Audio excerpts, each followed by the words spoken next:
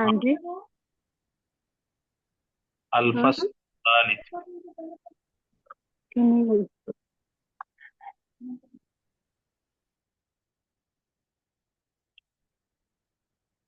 हदीस पढ़ें जी। 2524 number, 2534 number. जी। अन आयशा रज़ी अल्लाहु अन्हा कालत काना कुरैशुन वमन दाना दीनहा यकीफूना बिल मुज़दलिफती वकानु युसम युसम्मूना युसम्मूना हुम्सा हम्म। वकाना साइरुल अरबी यकीज़ूना बि अरफता फलम्मा जाअल इस्लामु अमर अल्लाहु नबियहु सल्लल्लाहु अलैहि वसल्लम अन यअतिया अरफातिन फयकी फयकीफा बिहा सुम्मा युफीज़ मिनहा फज़ालिका क़ौलुहु अज़्ज़ा वजल सुम्मा अफीज़ु मिन हैसु अफ़ाज़ अन्नास। अच्छा जी। इस हदीस में ये मसला बयान हुआ है कि जमाना जाहलियत में कुरैश के जो लोग थे, कुरैश के लोग वकूफ आरफा के दिन, यौम आरफा को, ये अरफात नहीं जाते बल्कि मुज़दलिफा तक जाते थे। मुज़दलिफा से ही मिना लौट जाते थे।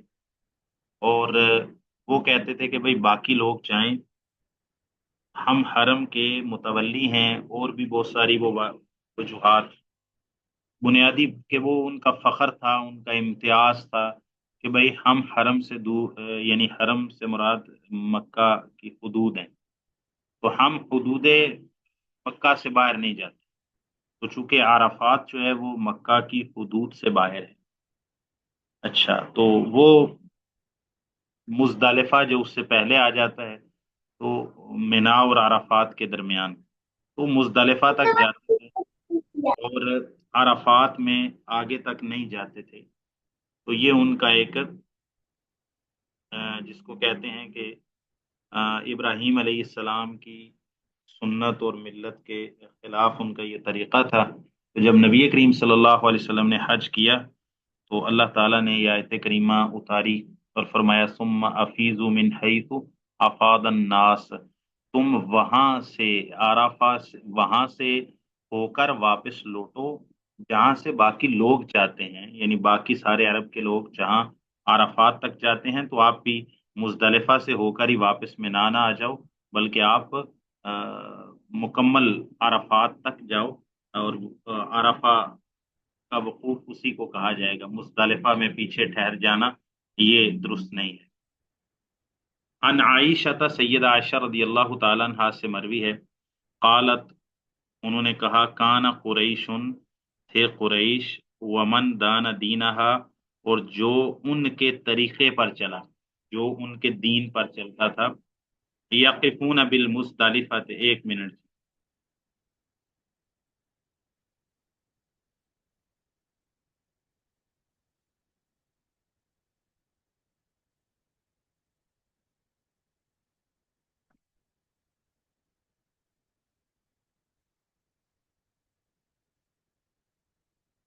यकिफून बिल मुजदलिफती, वो वकूफ करते थे मुजदलिफा में। वो आराफा का जो वकूफ है ना, वो भी मुजदलिफा में करते थे, उससे आगे नहीं जाते। वकानु युसम्मौना भी पढ़ सकते हैं। उनको कहा जाता था अल हुम्सा, यानी अ, बहादुर लोग, शुजा लोग, बड़े लोग। और युसम्मूना भी कह सकते हैं मारूफ के। और वो इसका नाम रखते थे अल हुम्सा, यानी बहादुर, शुजात और बड़ाई। अहमस की जमा अल हुम्स है, अहमस की जमा हुम्स है, अशुजा। अच्छा, वो कहते थे कि भाई हमारा इम्तियाज है, हमारा ये तशख्खुस है, हमारी ये खासियत है कि बाकी अरब के लोग वो तो मक्का की हदूद से बाहर जाएं और अराफात से होकर लौटें, हम यहीं ठहरे रहेंगे। तो वो अपनी एक خاص پوزیشن اور اپنا ایک خاص پروٹوکول اس کو بناتے تھے۔ فکان سائر العربی، تھے باقی عرب، سائر کا معنی باقی عرب، یقفون بعرفہ تھا، وہ ٹھہرتے تھے، وقوف کرتے تھے جا کے عرفہ میں۔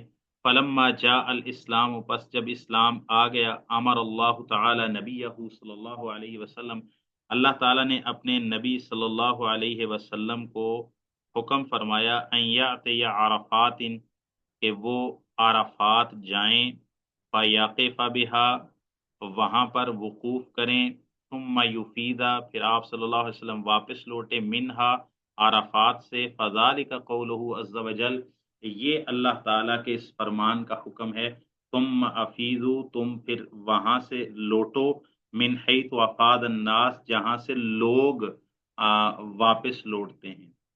افادہ یفیضو، افادتاً، واپس لوٹنا، کسی جگہ جا کر وہاں سے واپس لوٹنا۔ اچھا جی، تو یہ ہو گیا جی۔ تو جو شخص جو ہے وہ عرفہ کی حدود میں داخل نہیں ہوا، عرفہ کی حدود سے باہر رہ گیا، تو چاہے اس کو کسی نے بتایا نہیں، چاہے اس کے علم میں نہیں ہو سکا، کوئی ازدحام تھا، کوئی بھی وجہ ہو سکی، تو جو شخص عرفہ کے وقوف کے دن وہ عرفہ نہیں پہنچا، عرفہ کی حدود سے باہر رہ گیا، تو اس کا حج نہیں ہو جی۔ یہ سب سے بڑا رکن ہے حج کا۔ آگے پڑھیں جی۔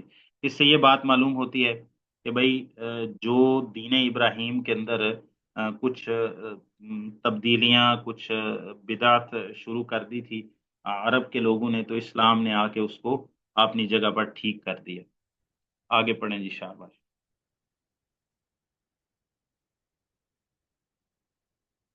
میں پڑھتا ہوں، حدیث یہ ثابت نہیں ہے۔ ان عباس ابن مرداس ان رسول اللہ صلی اللہ علیہ وسلم دعا لامته، عباس بن مرداس سے مروی ہے کہ بے شک رسول اللہ صلی اللہ علیہ وسلم نے، اصل میں عباس کا جو بیٹا ہے نا، عباس بن مرداس کا، وہ ان سے بیان کرتا ہے، تو اس راوی میں کلام ہے، ضعیف ہے، امام بخاری نے بھی کہا ہے کہ اس کی روایت ثابت نہیں ہے، یہ والی حدیث ثابت نہیں۔ بے شک رسول اللہ صلی اللہ علیہ وسلم نے دعا لامته، دعا کی اپنی امت کے لیے، عشیۃ عرفہ، عرفہ کی دوپہر کو، عشیہ، دوپہر کہہ سکتے ہیں، پچھلا پہر بھی کہہ سکتے ہیں، آفٹرنون، زوال شمس کے بعد، زوال شمس کے بعد جو وقت ہوتا ہے اس کو عشیہ کہتے ہیں، زوال شمس کے بعد، ظہر کے وقت سے لے کر عشیہ کہتے ہیں، اس کے بعد کا جو وقت ہے اس کو عشیہ کہتے ہیں، اس کے بعد پھر مساء ہو جاتا ہے، یعنی شام سے پہلے کا وقت یا عصر کے بعد کا وقت پھر مساء ہو جاتا ہے۔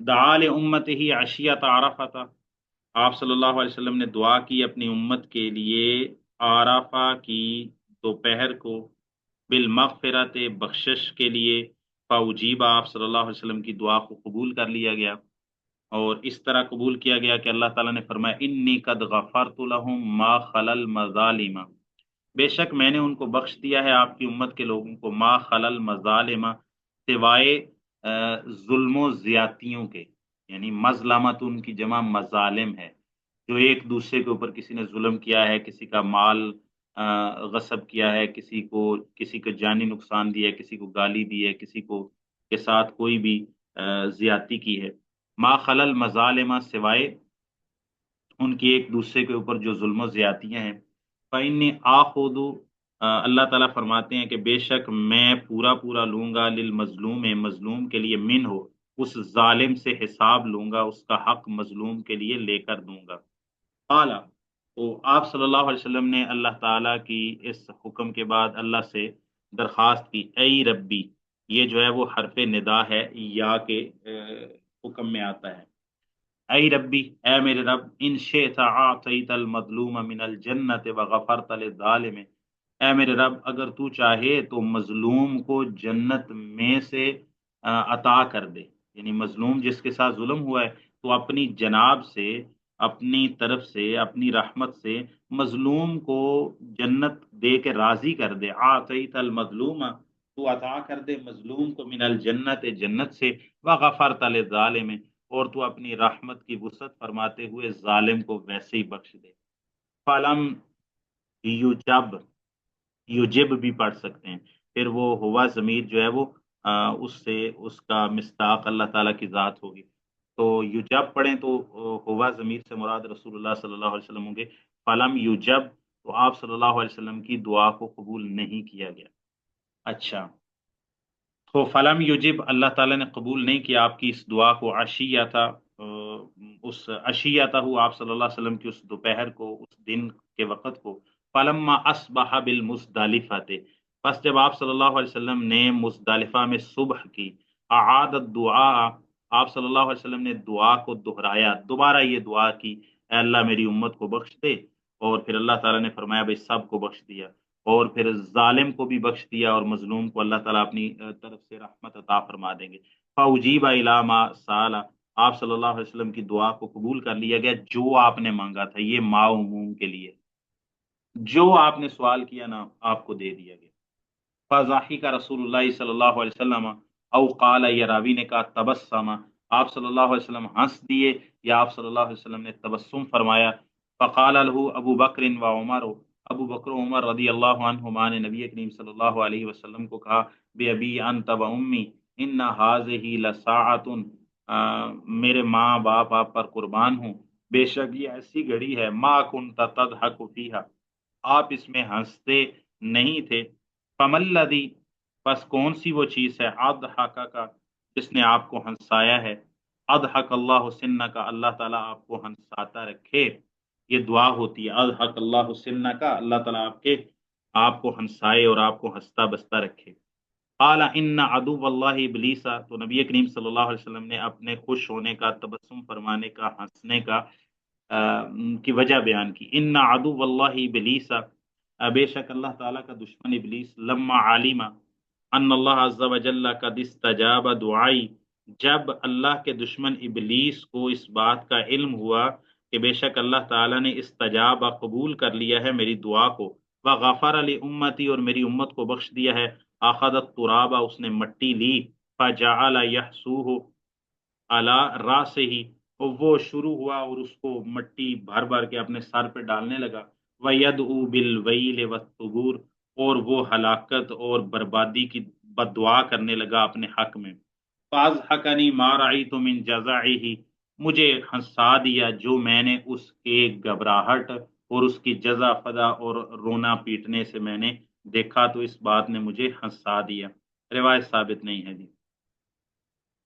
رسول اللہ صلی اللہ علیہ وسلم کا اپنی امت کے لیے دعا کرنا تو دوسری دلائل سے ثابت ہو جاتا ہے، لیکن ایسا پورا واقعہ بیان ہوا ہو کہ عرفہ کے دوپہر کو دعا کی تو اللہ تعالیٰ نے کچھ کو قبول کر لیا، کچھ کو اللہ تعالیٰ نے منع کر دیا، اور پھر اگلے دن رسول اللہ صلی اللہ علیہ وسلم نے مزدلفہ کو دعا کی تو اللہ نے سارا ہی نبی پاک صلی اللہ علیہ وسلم کا سوال قبول فرما لیا، اور پھر شیطان نے، تو یہ واقعہ اس طرح ثابت نہیں ہوگا، باقی دعا کرنا تو ثابت ہو جائے گا۔ باب الدفع من عرفہ والمزدلفہ، عرفہ کے وقوف جو کہ حج اکبر ہے، 9 کو ہونا ہے۔ اچھا، اس کی ابتدا کب سے ہوتی ہے؟ ظہر کی نماز کے بعد سے، رسول اللہ صلی اللہ علیہ وسلم کی سنت سے معلوم۔ باقی اپنے وقت کے حساب سے کوئی صبح کے وقت چلا جائے، کوئی ظہر سے پہلے چلا جائے، وہ الگ بات ہے۔ اچھا، اس کی تحدید کیا ہے؟ میں نے پہلے بھی بتایا تھا اور آج پھر بتا رہا ہوں چونکہ عرفہ کا ذکر گزرا ہے۔ اس کی تحدید یہ ہے کہ یہ 9 ذوالحج کو سورج کے طلوع ہونے کے بعد مینا سے کوچ کرنا ہے، سنت یہ ہے، سورج طلوع ہونے کے بعد مینا سے رسول اللہ صلی اللہ علیہ وسلم نے کوچ کیا، اور آپ صلی اللہ علیہ وسلم جب وہاں پر پہنچے، خیمہ آپ کے لیے لگا دیا گیا تھا، آپ صلی اللہ علیہ وسلم نے وہاں پر پھر خطبہ دیا، اور اس کے بعد ظہر اور عصر کو جمع کر کے رسول اللہ صلی اللہ علیہ وسلم نے قصر پڑھا۔ اچھا، تو ابتدا تو اس کی آپ یہ کہہ سکتے ہیں کہ مینا سے چلنا ہے اور عرفات پہنچنا ہے، تو اب کوئی پہلے پہر پہنچ گیا، کوئی 10 بجے پہنچ گیا، 11 بجے، ظہر سے پہلے ظہر تک نہیں پہنچا، تو ظہر کے بعد ہو گیا، عصر، مغرب۔ اچھا، اس کی حد کیا ہے؟ جو لوگ پہلے پہنچ جائیں گے، اس 9 ذوالحج کو پہنچ جائیں گے، تو کب تک ان پر لازم ہے؟ یہ بات نقطے کی، کب تک لازم ہے کہ وہ عرفہ میں ٹھہرے رہیں گے؟ غروب آفتاب تک۔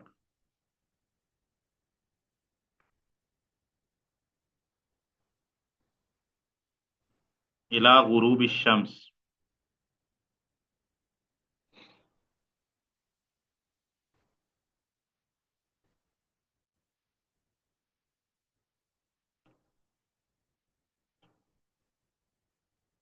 لا يجوز لأحد أن يخرج من عرفة قبل الغروب۔ غروب آفتاب سے پہلے کسی بھی حاجی کے لیے جائز نہیں ہے کہ وہ عرفہ کا میدان چھوڑ کر جائے مزدلفہ یا منا کی طرف۔ یہ پکی ٹھکی بات ہے، یہ تحدید ہے، یہ حد ہے، اور یہ بات جو ہے وہ لازم ہے۔ وہ پہنچا 10 بجے تھا، ظہر کے بعد آ گیا، عصر کے بعد آ گیا، مغرب سے 5 منٹ پہلے آیا، 10 منٹ پہلے آیا، الگ بات ہے، وہ اس کی سہولت ہے کب پہنچ گیا۔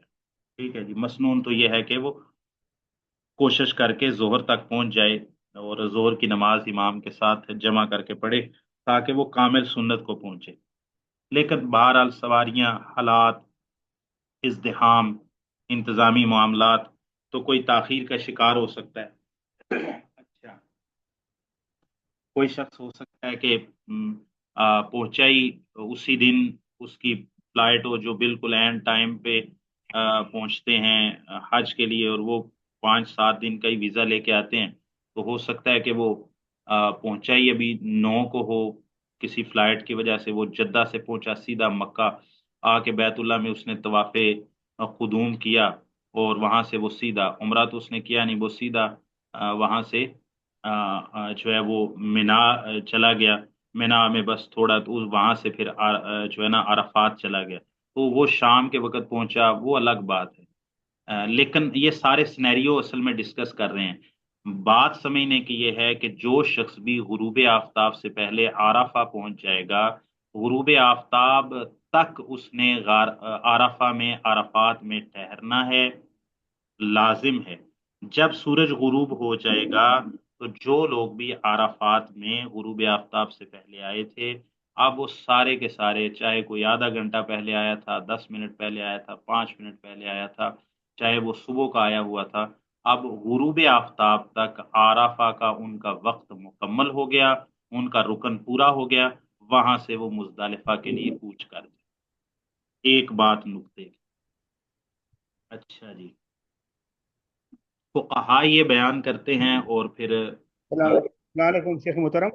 جی وعلیکم السلام۔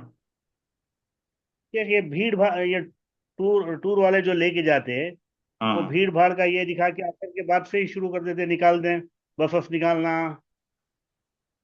غروب سے پہلے؟ غروب تک تو۔ جی ہاں شیخ۔ نہیں تو ان کو کہو بھائی ہم آپ کے ساتھ نہیں جائیں گے، ہم پیدل چلے جائیں گے نا مزدلفہ۔ ہاں، ہاں ٹھیک ہے، اتنا سفر نہیں ہے۔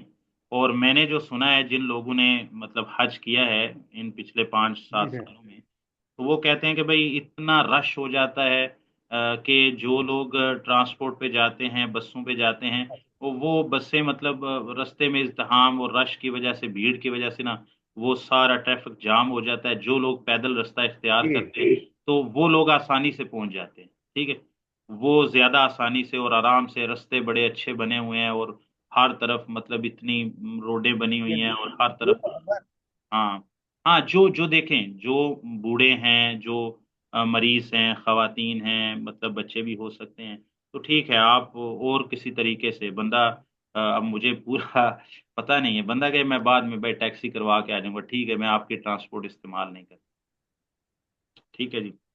تو اب جو ٹرانسپورٹ والے ہوتے ہیں نا بھائی، ٹرانسپورٹ والا بھی ادھر ادھر کوئی وہی بات ہے، کوئی مفتی تو نہیں، ڈرائیور اور کنڈکٹر ہوگا نا گاڑی کا، اس کو تو اپنی سہولت سے ہے، اس نے تو اپنے حساب سے بھائی اسی چیزوں کو مینج کرنا ہے، بیٹھو بیٹھو بھائی جانا ہے، پھر رش ہو جائے گا، ٹھیک ہے، تو وہ اتنا احکام و مسائل کو کون سا جانتا ہوگا، ٹھیک ہے، تو یہ نہیں کہ وہاں کے علماء کا ایسا کوئی فتویٰ ہوگا تو لوگ اپنی سہولت کے حساب سے اور وہ جو ٹرانسپورٹ کمپنیاں ہیں یا ان کے ڈرائیور ہیں، ہو سکتا ہے ٹرانسپورٹ کمپنی کی طرف سے بھی یہ ہدایت نہ ہو کہ آپ نے ایسا کرنا ہے، لیکن یہ ہے کہ اپنی اپنی سہولت کے لیے کہ بعد میں بڑا رش ہو جائے گا تو جلدی نکل جاتے ہیں، بس ٹھیک ہے اب شام ہونے والی ہے، یہ ہے وہ ہے۔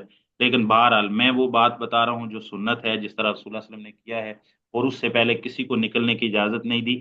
اس کے آگے جا کے رخصتیں دی ہیں مزدلفہ میں، وہ آگے آ جائیں گی، لیکن مینا میں عرفہ میں ایسا کوئی نہیں ملتا عرفات میں کہ رسول اللہ صلی اللہ علیہ وسلم نے فرمایا کہ بچے بوڑھے عورتیں پہلے چلے جائیں۔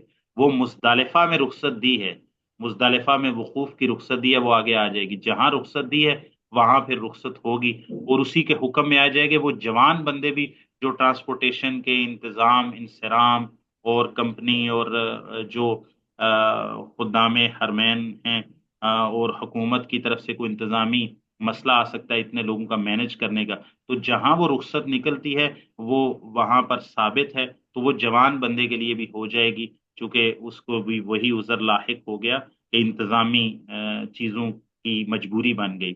لیکن جہاں پر نہیں ہے تو بھئی آپ کو ایسا ہی کرنا پڑے گا۔ آپ انتظام کی وجہ سے کل کو کوئی کہے کہ بھئی ٹھیک ہے جی ہم وقوف عرفہ زور سے پہلے ہی کر کے چلے جاتے ہیں، رش ہو جائے گا، کوئی کہے کہ بھئی عصر کے بعد کر کے چلے جاتے ہیں، تو پھر تو اس طرح وہ کہاں پر جا کے بات ٹھہرے گی؟ تو کوئی کہے ٹھیک ہے جی پہلے دن زیادہ رش ہو جاتا ہے، اور کوئی مثال کے اپنی طور اپنی پر اپنی اپنی 4 سہولت ملین، ابھی تو 4 ملین 3 ملین کے قریب حجاج ہوتے ہیں، تو کل کو انشاءاللہ اللہ تعالیٰ کی توفیق سے یہ 10 ملین پہ چلے جائیں انشاءاللہ، اور تب تک اللہ تعالیٰ کی توفیق سے انتظامات میں بھی اللہ تعالیٰ وسعت فرما دیں گے، اچھا جی اسباب پیدا کر دیں گے، لیکن 10 ملین تک چلے جائے 1 کروڑ بندہ ہو جاتا ہے، تو وہ کہتے ہیں ٹھیک ہے 2 دن عرفہ کے رکھ لیتے ہیں، اجازت نہیں ہے نا بھیا آپ کو، سمجھ رہے ہیں بات؟ ہاں تو جہاں اجازت ہے وہاں اجازت ہوگی۔ صحیح بات ہے۔ تو مطلب یہ کہ فی بھی صورت میں غروب کے بعد ہی نکلنا ہے نا؟ اچھا، ہاں غروب غروب وہاں کرنا ہے، ٹھیک ہے جی۔ کرنا ہے، اچھا ٹھیک۔ اگلی بات جی، یہ ایک نقطہ ہو گیا، دوسرا نقطہ جو زیادہ سمجھنے کا ہے، بھائی ہم یہ کہتے ہیں، ہم کیا کہتے ہیں کہ رسول اللہ صلی اللہ علیہ وسلم کی حدیث ہے الحج العرفہ، حج عرفہ ہے، مراد اس کا یہ ہے کہ جس کا عرفہ رہ گیا اس کا حج نہیں ہے، نہ اس کا کوئی بدل ہو سکتا ہے، نہ کوئی فدیہ ہو سکتا ہے، نہ کوئی روزے ہو سکتے ہیں، نہ کوئی کفارہ ہو سکتا ہے، عرفہ عرفہ ہی ہے، جو عرفہ کرے گا عرفہ کا وقوف کرے گا اسی کے لیے ہوگا۔ باقی بہت سارے ایسے معاملات ہیں جن میں تاخیر ہو سکتی ہے، ٹھیک ہے۔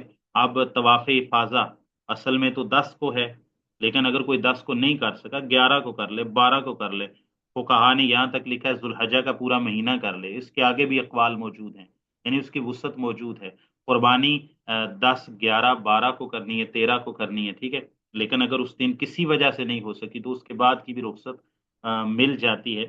لیکن یہ عرفہ ایسی چیز ہے کہ بھائی یہ ایک دن کے ساتھ خاص ہے، تو پھر یہاں پر آ کے ایک مسئلہ مشکل یہ پیش آ جاتا ہے کہ وقوف عرفہ کا وقت مسنون یہ بتایا جاتا ہے کہ ظہر سے لے کے یعنی زوال شمس سے لے کے غروب آفتاب تک ہے، تو جو بندہ غروب آفتاب تک نہیں پہنچ سکا وہ رات کو پہنچا ہے تو اس کا کیا حکم ہے؟ ہاں اس کا حکم یہ ہے پھر یہ وقت یہ ٹائم ممتد ہو جاتا ہے، ٹھیک ہے۔ ممتد یہ ہے کہ جو بندہ غروب آفتاب سے پہلے پہنچا تھا تو وہ غروب آفتاب کے بعد اس کا وقت ختم ہو گیا، وہ جا سکتا ہے، لیکن جو غروب آفتاب تک پہنچا ہی نہیں تھا تو کیا اس کا عرفہ رہ گیا؟ تو اس کے بارے میں صحیح راجح قول یہ ہے جو سلف سے بھی مروی ہے اور فقہا اور علماء سب ہی تقریباً جمہور یہ بات کہتے ہیں، وہ یہ ہے کہ یہ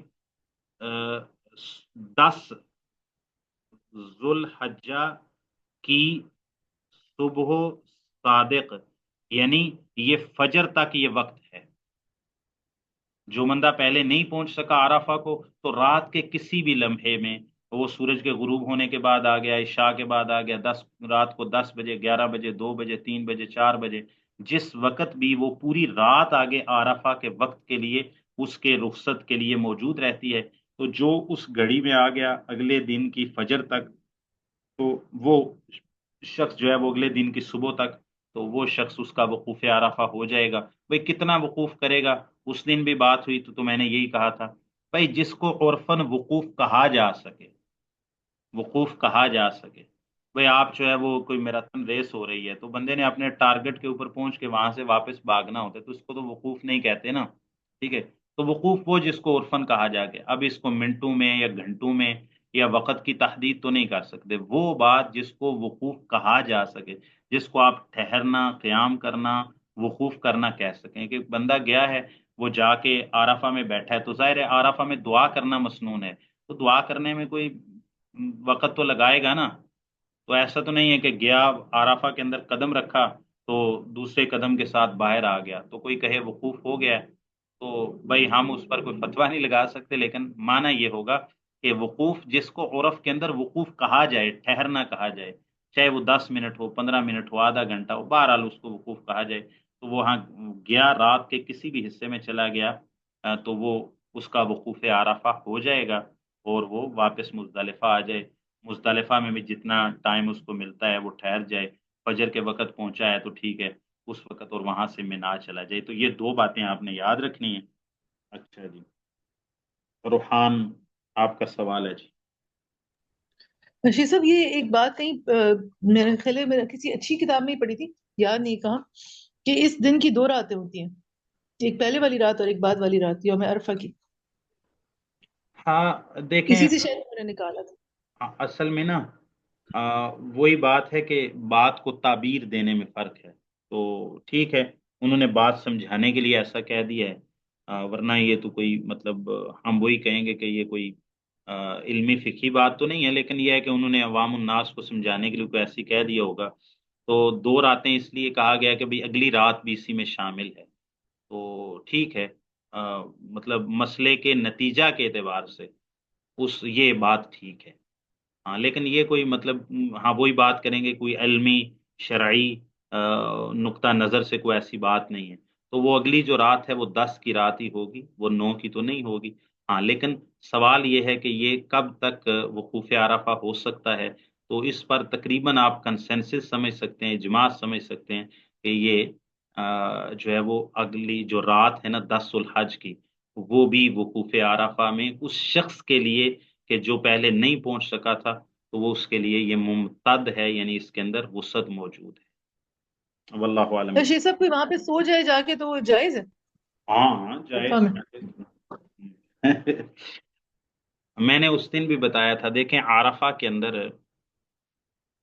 عرفہ کی کوئی نماز نہیں ہے، یعنی عرفہ کے لیے کوئی نفل نماز نہیں ہے، عرفہ کے کوئی خاص اذکار نہیں ہے، عرفہ کا کوئی کنکری مارنے جیسا، کوئی قربانی کرنے جیسا، کوئی طواف جیسا، کوئی سائی جیسا کوئی عمل ہے ہی نہیں، کوئی ایسا مخصوص اور متعین عمل نہیں، اسی لیے تو اس کو وقوف عرفہ نام ہی کافی ہے کہ بس وقوف ہے بس۔ ہاں اب جو بندہ اتنے بڑے رکن اور یوم الحج الاکبر اس کو کہا جاتا ہے، حج اکبر کا یہ دن، تو وہاں پر جائے گا، حج کرنے کے لیے گیا تو وہ اللہ تعالیٰ سے مناجات کرے گا، بھائی اپنے گناہوں کی معافی مانگے گا، اور لینے کیا گیا ہے، اور لیکن وہی بات ہے اس کو نیند آئی ہے تو ٹھیک ہے وہاں سو جائے، وہ آرام کر لے، کوئی حرج نہیں ہے اس میں۔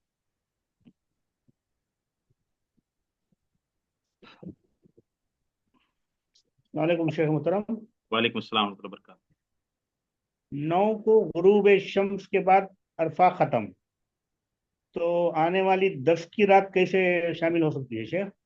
نہیں یہ تو نہیں کہا کہ وقوف عرفہ ختم ہے، یہ نہیں کہا، ہاں، یہ کہا ہے، بات کو سمجھیں، بات یہ ہے کہ جو شخص عرفہ کے وقوف کے لیے دن کو پہنچ گیا تو اس کا وقوف جی عرفہ کب تک لازم ہے کہ وہ عرفہ میں ٹھہرے؟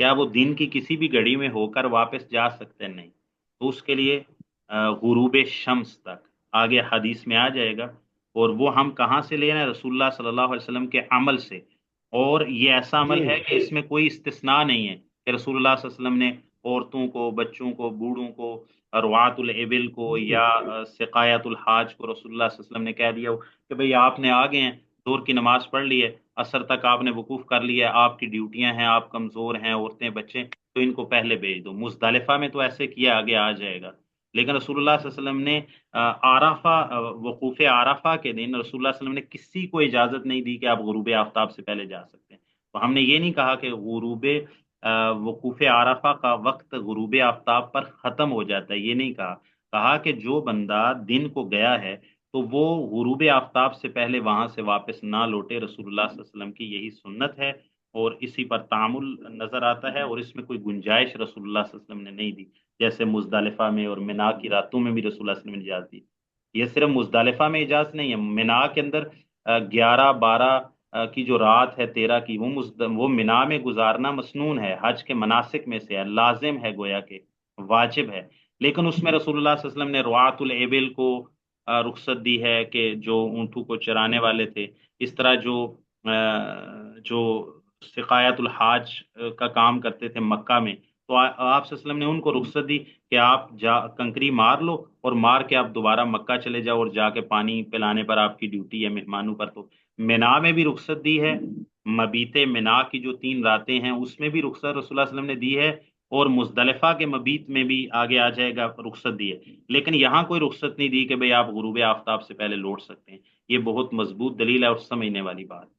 ہاں، تو ختم نہیں ہو جاتا وہاں پر جا کے اس بندے کا وقوف عرفہ مکمل ہو جاتا ہے، اس کے بعد وہ جا سکتا ہے، یعنی اس کے بعد اس کے لیے نکلنا چاہیے۔ شیخ غروب ختم ہو گیا، بعد کوئی شخص پہنچے اور 10 کی رات، اب صبح فجر تک بتا رہے ہیں آپ، تو وہ رہے گا کیا اس کو، مطلب عرفے کا، اس کو عرفے کا دن، ہاں وقوف عرفہ؟ ہاں، یعنی اس کا وقوف عرفہ ہو جائے گا، وقوف عرفہ کا، اس کو وقوف عرفہ کا رکن مل جائے گا۔ مل جائے گا۔ ہوں۔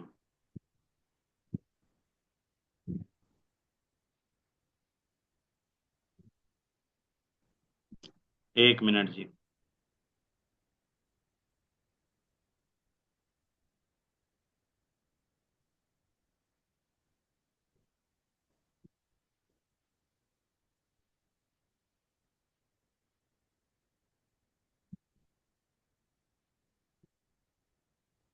ایک منٹ جی۔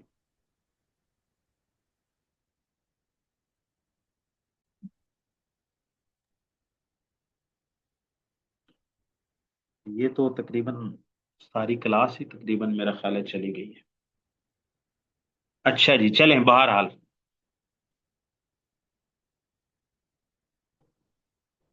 ہاں جی، وقوف عرفہ کے حوالے سے اور کوئی بات ہو تو آپ کر سکتے ہیں جی۔ جی استاد محترم، سر پہلا اس میں پوائنٹ اس سمجھ کا میں آ مطلب گیا یہ ہے، کہ زوال شمس سے سر سوال کر ایک لوں؟ منٹ میں بہن کا سوال کر میں لیں۔ سنا۔ جی جی جی استاد محترم، پہلا پوائنٹ سمجھ میں آ گیا شیخ صاحب کا، دوسرا نہیں سمجھ میں آیا۔ دوسرے سے مراد یہ کہ وقوف عرفات اس ٹائم کے دوران نہیں پایا تو پھر کیا کرے؟ یعنی زوال شمس سے لے کے غروب آفتاب تک۔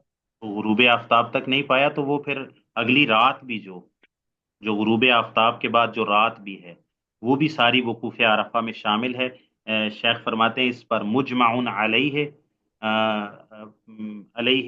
اجماع اہل العلم لا خلاف فی ذلک، تو اس پر امت کا، فقہا کا اجماع ہے، اتفاق ہے کہ وہ جو 10 کی رات ہے، جو اگلی رات آئے گی غروب، وہ بھی وقوف عرفہ کے حکم میں شامل ہے۔ یہ جو زوال شمس سے لے کے غروب آفتاب تک ہم وقت بتا رہے ہیں، ظاہر ہے یہ اس شخص کے لیے ہے جو غروب آفتاب سے پہلے پہلے عرفہ پہ پہنچا ہے، تو سوال یہ ہے کہ اس کو کب تک پابند ہے کہ وہ عرفہ میں ٹھہرے گا، تو اس کی پابندی بھائی غروب آفتاب کے بعد ختم ہو جائے گی، اب وہ لوٹ سکتا ہے۔ جو غروب آفتاب تک عرفہ پہنچا ہی نہیں ہے، عرفات نہیں پہنچا، تو اب اس کے لیے کیا حکم ہے؟ کیا اس کا عرفہ ضائع ہو گیا؟ نہیں، وہ جو اگلی رات ہے طلوع فجر تک، 10 کی جو رات ہے طلوع فجر تک، وہ سارا وقت ہے، اس کے کسی بھی گھڑی میں وہ عرفات پہنچ گیا تو شیخ صاحب فرماتے ہیں 1 گھنٹہ، آدھا گھنٹہ، ربع سا، 15 منٹ، جتنا بھی وہ وہاں سے ہو کے آ گیا تو اس کا عرفہ ہو جائے گا۔ جی، یہ مسئلہ سمجھ آ گیا جی؟ نہیں استاد محترم، آپ کا کہنے کا مطلب یہ ہے کہ جو مزدلفہ کی رات اسٹے کرنا ہے وہ بندہ وہ نکل جائے گا یا نہیں کرے گا، یہ کیا ہوگا؟ نہیں، دیکھیں، مزدلفہ کی جو رات ہے، آپ نے اچھا کیا، ہم اس کو 10 ذوالحج کی رات کہہ رہے ہیں نا، لیلۃ النحر۔ جی جی ہاں، جی تو جو بندہ کسی بھی وجہ سے، کسی عذر کی وجہ سے، مجبوری کی وجہ سے، جو بھی آپ لگا لیں، وہ دن کے وقت غروب آفتاب جو یوم عرفہ یوم التاسع ہے، اس کے غروب آفتاب تک عرفات نہیں پہنچ سکا، وقوف نہیں کر سکا، اب اس کا کیا حکم ہے؟ سوال ہے، کیا اس کا عرفہ کا رکن ضائع ہو گیا، یا کہ آگے وہ رات کو بھی جا سکتا ہے، غروب آفتاب کے بعد جا کر بھی عرفہ کا وقوف کا رکن جو ہے وہ ادا کر سکتا ہے؟ اس کا جواب یہ ہے، غروب آفتاب کے بعد بھی اگلی یعنی وہ جو رات ہے طلوع فجر تک وقت ہے، طلوع فجر تک وقوف عرفہ کا وقت ہے، جس کو آپ مزدلفہ کی رات کہہ رہی ہیں، وہ اس رات میں کسی بھی وقت وہ عرفات پہنچ گیا اور وہاں پر ٹھہر کے تھوڑی دیری بے شک لو قلیلاً، شیخ فرماتے ہیں لو قلیلاً، تھوڑی دیر بھی ٹھہرا اجزا کافی ہو جائے گا اس کو، ٹھیک ہے جی۔ اچھا، اب مزدلفہ جی میں کیا استاد کرنا؟ محترم، اب اگلا سوال جی آپ یہ استاد، ہاں، کہ اب اس میں مزدلفہ کی یہ رات جو کا آپ کیا کہہ کرنا؟ رہے ہیں نا استاد محترم، ایک منٹ، وہ آپ جو کہہ رہے ہیں لو کلیلہ، اس میں نے کہیں پڑھا تھا کہ اتنا کہ بس ایک پرندہ جتنی دیر ہوا میں اڑے یا جتنا تھوڑا سا اسٹے، یہ آپ وہ کہہ رہے ہیں؟ لا الہ الا اللہ، تو پھر آپ نے لاہوریوں کی کبوتر کی بازیاں نہیں دیکھی؟ وہ 17 17 گھنٹے، 15 15 گھنٹے میں تک اور کبوتر اڑاتے ہیں، یہ کوئی بات نہیں ہے ہاں، بارہ یہی تو میں آپ کو کہہ رہی ہوں کہ وہ مجھے بتائیں کہ یہ بھائی تھوڑا حدیث، کلیل کا کتنا ٹائم؟ ہاں یہ میں پہلے بتا چکا ہوں، شاید آپ اس وقت کلاس میں نہیں تھے۔ میں نے کہا کہ جہاں بھی شریعت نے کوئی وقت کی تحدید نہیں کی، بھائی غروب شمس تک تو تحدید ہے نا، ایک بندہ پہنچا ہی غروب شمس سے 10 منٹ پہلے ہے، 7:30 بجے غروب آفتاب ہو رہا تھا، وہ پہنچا ہے 7:20 پہ، تو 7:30 پہ غروب آفتاب ہوا، وہ وہاں سے نکل آیا، اب اس کا وقوف عرفہ ہوگا؟ جی ہوگا، 10 منٹ کو، 5 منٹ، 10 منٹ کو وقوف کہا جا سکتا ہے۔ اب اس سوال کا جواب یہ ہے کہ بھائی شریعت نے کوئی حد مقرر نہیں کی کہ بھائی وقوف عرفہ کتنے گھنٹے، کتنے منٹ ٹھہرے گا، اس کی حد ہم کر ہی نہیں سکتے، لہٰذا اس کے لیے پھر لفظ بولا جاتا ہے عرف، عرف یعنی آپ ایک جنرل ٹرم کے اندر عام بندے کے سامنے بھی بولیں کہ یار عرفہ میں وقوف کرنا، یا فلاں شخص کے پاس جا کے میں اس کے پاس گیا اور میں اس سے مل کے آیا ہوں، ٹھیک ہے، تو آپ اس کو کیا کہیں گے؟ میں نے دور سے اس کو اشارہ کیا، السلام علیکم ورحمۃ اللہ، کیا حال ہے، ٹھیک ہو؟ تو آپ اس کے دروازے سے گزرے، عرف کے اندر آپ اس کو ملنا جلنا، اس سے ملاقات کرنا کہتے ہیں؟ نہیں کہتے، ٹھیک ہے، اگرچہ آپ نے سلام دعا بھی کی ہے، ٹھیک ہے، اس نے کہا دور سے ہاں ہاں میں ٹھیک ہوں، آواز بھی آئی آپ کو، تو عرف کے اندر اس کو ملاقات نہیں کہا جائے گا، اگرچہ لغتاً تو یہ ملاقات ہے۔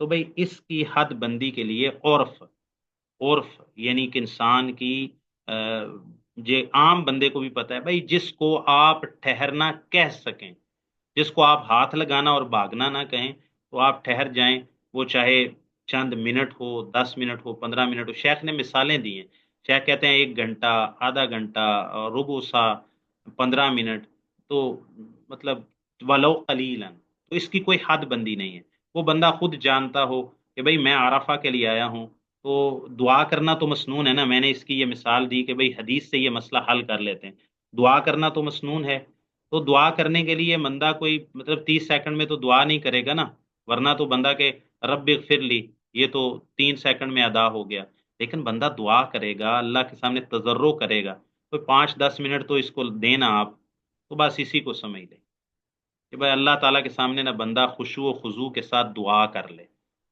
تو دعا گھنٹہ بھی ہو سکتی ہے، لیکن ایک بندہ خشوع و خضوع کے ساتھ 10 منٹ دعا کرے، 8 10 منٹ، تو وہ کافی ہوتی، بہت دعا ہوتی ہے، تو آپ یہی سمجھ لیں بس 10 15 منٹ، یہ میں آپ کی آسانی کا، عام بندے کو بتانا ہو تو اس کو عرف بتائیں، وہ کیا جانے عرف کیا ہوتا ہے، آپ اس کو کہتے ہیں بس 10 15 منٹ بھی ٹھہر گیا تو کافی ہے، ٹھیک ہے جی، عام بندے کا مسئلہ حل کرنے کے لیے۔ اب ڈاکٹر صاحب آپ بات کریں گے؟ السلام علیکم ورحمۃ اللہ وبرکاتہ شیخ۔ نہیں، پہلے ڈاکٹر صاحب نے، میں ان کا پہلے سوال لوں گا پھر آپ کا، جی انجینئرنگ کا رکھی ہے اس کے بعد، جی یاداشت کے لیے میں انجینئر ہوں جی سر۔ ٹھیک ہے ڈاکٹر صاحب، مزمل کانہ جی سر، سارا، جی سر۔ جی جی فرمائیے جی، آپ کیا کہنا چاہتے ہیں؟ وہ میں کہہ رہا تھا کہ رسول اللہ صلی اللہ علیہ وسلم نے قسم اٹھا کے کہا کہ لَأَقْضِيَنَّ بَيْنَكُمْ بِكِتَابِ اللَّهِ، میں تمہارے درمیان جو ہے وہ کتاب اللہ سے فیصلہ کروں گا، اور اس میں ایک تو رجم کا فیصلہ کیا اور ایک کوڑوں کا فیصلہ کیا، اور دونوں چیزیں شاید کتاب اللہ میں ہے نہیں، تو اس کا مطلب ہوا یہ دو باتیں شاید ذہن میں آ رہی ہیں، یا تو وہ کوئی آیت تھی اور پھر وہ منسوخ ہو گئی، یا پھر رسول اللہ صلی اللہ علیہ وسلم کی جو حدیث ہے اور جو مطلب کہ اس تک جاتی ہے، وہ بھی جو ہے وہ کتاب اللہ کے زمرے میں ہی آ جاتی ہے اتنی ہی صحت کے ساتھ۔ ٹھیک ہے، چلیں اس کا وہ ہاں ظاہر ہے میرے ذہن میں یہ بات تھی، لیکن وہ ظاہر ہے موضوع دوسری طرف چلا۔ یہ حجیت حدیث کی بہترین دلیل ہے، یہ جو ڈاکٹر صاحب بات کریں حجیت حدیث کی بہترین دلیل ہے کہ اس بندے نے آ کے قسم دے کے کہا کہ آپ ہمارے درمیان لَتَقْضِيَنَّ بَيْنَنَا بِكِتَابِ اللَّهِ، کتاب اللہ کے مطابق فیصلہ کریں گے۔ رسول اللہ صلی اللہ علیہ وسلم نے فرمایا وَاللَّهِ لَأَقْضِيَنَّ بَيْنَكُمْ بِكِتَابِ اللَّهِ، میں اللہ کی قسم کتاب اللہ کے مطابق فیصلہ کروں گا۔ اب جب کتاب اللہ سے مراد اگر صرف قرآن مجید لیا جائے کہ کتاب اللہ سے مراد ہمیشہ قرآن مجید ہی کتاب اللہ کے مصداق میں آتا ہے، تو بھائی رجم کرنے کا ذکر تو قرآن مجید میں مصحف میں اب موجود نہیں ہے، ٹھیک ہے، وہ الگ بات ہے کہ پہلے موجود تھا، وہ بھی صحیح بخاری میں سیدنا عمر رضی اللہ تعالیٰ سے موجود ہے۔ تو آپ صلی اللہ علیہ وسلم نے وہ جو فیصلہ کیا کتاب اللہ کے مطابق، قسم اٹھائی کتاب اللہ کے مطابق، اور جو فیصلہ فرمایا اس میں ایک رجم کرنے کی اور تغریب و عامن، ایک سال کی جلا وطنی، کوڑوں کا ذکر تو چلو سورہ النور کے اندر موجود ہے۔ تو یہ دونوں کا ذکر کتاب اللہ، جس کو معروف عام میں کتاب اللہ سے مراد صرف قرآن لیا جائے تو گویا کہ نہ رجم کا ذکر ہے، تو پھر آپ صلی اللہ علیہ وسلم تو کتاب اللہ کے مطابق فیصلہ کریں، تو اس کا یہ معنی ہوتا ہے کہ کتاب اللہ اپنے وسیع تر مفہوم میں شرعی احکام کے اندر کتاب اللہ قرآن مجید پر بھی بولا جاتا ہے اور سنت رسول پر بھی بولا جاتا ہے، یہ معنی ہے اس کا۔ جی آگے انجینئر صاحب آپ سوال کریں۔ جی شیخ جزاک اللہ، بس یہی ریکارڈ میں یہ بات ریکارڈ پہ لانا چاہتا تھا میں کیونکہ یہ ریکارڈ بھی ہو رہی ہے نا، تو جی جی یہ جو منکرین حدیث کے لیے ایک وہ کیا کہتے ہیں، استغفر اللہ، میں وہ لفظ نہیں بولوں گا، پھکی کہتے ہیں، لیکن خیر بارہ it's a very good argument الحمدللہ۔ جی بارک اللہ فیک جی۔ السلام علیکم ورحمۃ اللہ وبرکاتہ۔ وعلیکم السلام ورحمۃ اللہ وبرکاتہ، جی سوال کریں۔ شیخ محترم، یہ جس نے عرفہ پا لیا اس کا حج ہو گیا، یہ تو اس سے پہلے کے جو ارکان چھوٹے، مطلب سیدھے بنگلور سے میں آیا، عرفہ پہنچا، میرا حج ہو گیا، پہلے کے ارکان جو چھوٹے اس کا کیا ہوا، اس کے بعد کے ارکان کا کیا ہوگا؟ ہاں یہ سوال آپ نے پہلے بھی کیا تھا اس تھوڑی دن، وضاحت۔ جی نصیر جی جی صاحب کیے تھے ذکر آپ۔ تھا، ہاں اس دن بھی میں نے جواب دیا تھا۔ اچھا جی، اچھا سوال ہے آپ کا کہ حدیث میں کہا گیا الحج العرفہ، حج عرفہ ہے، تو کیا مطلب کہ باقی جو ارکان ہیں، واجبات ہیں، مناسک ہیں، وہ حج نہیں ہیں؟ تو کیا اس کا یہ مطلب ہے کہ جس بندے نے صرف عرفہ کیا، سیدھا ڈائریکٹ فلائٹ لے کے جدہ پہنچا، جدہ سے سیدھا عرفہ گیا، عرفہ میں وقوف کر کے شام تک نمازیں دونوں پڑھ کے تو واپس دوبارہ جدہ آیا، تو کیا اس کا حج ہو گیا؟ نہیں، ایسی بات نہیں ہے۔ بات یہ ہے کہ جب کہا جاتا ہے نا الحج علی عرفہ، تو اس میں عرفہ کو حج کا سب سے بڑا اور سب سے عظیم رکن بتانا مقصود ہے، اس کی اہمیت کو اجاگر کرنا مقصود ہے۔ یہ مقصود نہیں ہے کہ عرفہ ہو گیا تو باقی سارے ارکان جو ہے وہ نہ بھی ہو سکے تو کوئی مسئلہ نہیں ہے۔ دیکھیں طواف افاضہ حج کا رکن ہے، اچھا اس کے بعد جو ہے وہ صفا مروہ کی سعی، یہ بھی حج کا رکن ہے، جمرات کو کنکریاں مارنا حج کا رکن ہے، قربانی کرنا بھی حج کا رکن ہے، ٹھیک ہے۔ اچھا اس کے علاوہ بال منڈوانا یہ بھی حج کے ارکان کے اندر شامل ہے، تو یہ سارے ہی ارکان ہیں۔ ہاں رکن اعظم، رکن اکبر، رکن الاہم، الرکن الاہم، تمام ارکان میں سے سب سے زیادہ اہمیت عرفہ کی ہے، یہ مقصود ہے اس حدیث سے۔ یہ مقصود نہیں ہے کہ باقی ارکان اگر رہ گئے تو، ہاں اس اہمیت کی اگر باقیوں کی بھی اتنی ہی اہمیت ہے تو پھر فرق کیا ہوگا؟ فرق یہ ہے جیسا کہ میں نے بتایا کہ عرفہ کا جو وقت ہے یہ وقت محدود ہے، اس کا مطلب 9 ذوالحج کو زوال شمس کے بعد شروع ہوتا ہے اور اگلے دن کے طلوع فجر تک، اس کے علاوہ نہ اس سے پہلے نہ اس سے بعد عرفہ کا وقوف کسی صورت میں ہو سکتا ہی نہیں ہے۔ ایک تو اس کا وقت محدود ہے، اور دوسرا اس کا یہ ہے کہ اگر عرفہ رہ گیا تو اس کی جگہ پر کوئی فدیہ، کوئی بدل، کوئی کفارہ، کوئی روزے، کوئی دم وغیرہ کفایت نہیں کر سکتا، جبکہ کئی دوسرے ایسے ارکان ہیں۔